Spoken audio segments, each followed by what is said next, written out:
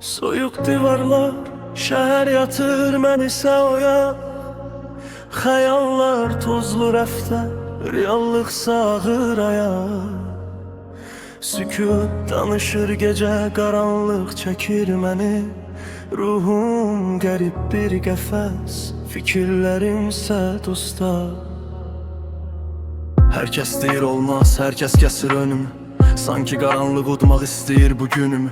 Cibdə qəpik quruş, amma başda böyük planlar. Anlamaz bu dərdi tox qarnına yatanlar. Məhəllə eynidir yollar. Bəs hanı buradakı köhnə adamlar? Divarlarda xatirə, addımlarda iz qalıb. Dünən güldüyümüzlər bugün mənə yad qalıb. Uşaqlıq şəklimizdəki o gülüş harda qaldı? Həyat bizi böyütdü, yoxsa sadəcə qocatdı? Köhnə bir kaset kimi fırlanır, eyni kədər, eyni səhnə, eyni dərd, eyni köhnə şəhər. Bu sükut partlayacaq.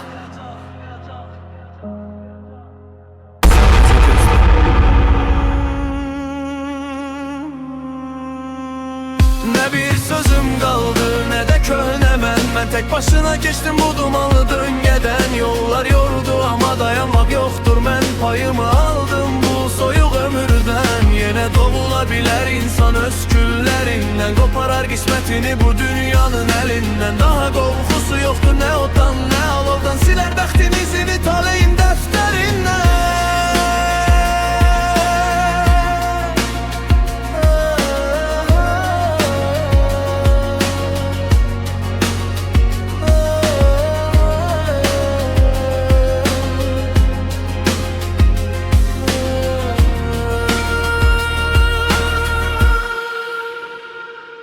Baxıram aynaya, o yorğun uşaq artıq yoxdur. İçimdə pıçıltı yox, indi fırtına çoxdur. İnsanlar dəyişir, mən artıq o mən deyiləm. Çətinlik qarşısında deyiləm, uşaq əyiləm. Hər kəs uğurdan danışır, mən isə zəhmətdən.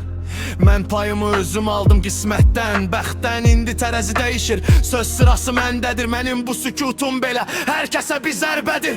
Dünən kölgədə qalanlar bugün anır adımı. Əl uzatdığım adamlar danır imdadımı. Bu yollar yordu məni, amma geri dönmək yoxdur.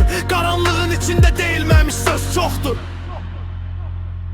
Nə bir alqış gözləyir